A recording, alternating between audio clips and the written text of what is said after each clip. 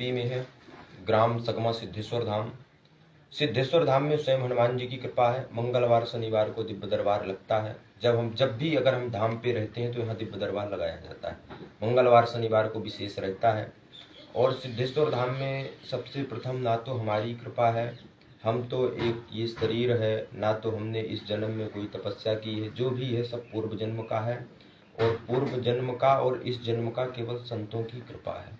और जब तक संतों की कृपा रहेगी, तो जब तक हनुमान जी की कृपा रहेगी, क्योंकि तुलसीदास जी ने उसमें लिखा है हनुमान चालीसा में कि साधु संत के दुख रखवाले।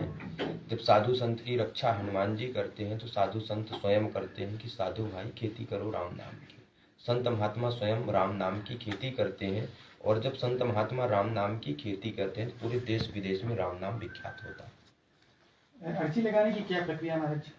अर्जी लगाने की लाल रंग का कपड़ा लेना है, उसमें नारियल रखना है, 11 लौंग रखना है और एक कपूर रखना है। अपनी मनोकामनाएं बोल करके यहाँ नारियल बांध देना है। और अर्जी लगाने के बाद तुरंत 1 या 2 दिन के अंदर जैसे ही भक्त के भाव के, जिस तरह भक्त अपने भाव से अर्जी लगाता है, उसी तरह हनुमान जी की कृपा होकर के वो स्वीकार होती है। तो यहाँ पर आने का साधन और दिव्य दरबार किस तारीख को लगाया जाता है, किस दिन लगाया जाता है?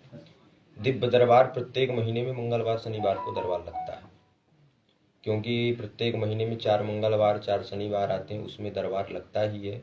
और यहाँ सतना स्टेशन से लेकर के और सगमा स्टेशन तक 6.5 किलोमीटर की दूरी है। यहाँ ऑटो से भक्त आते हैं, अपना अपना साधन लेकर के। ऑटो भी आती है धाम में।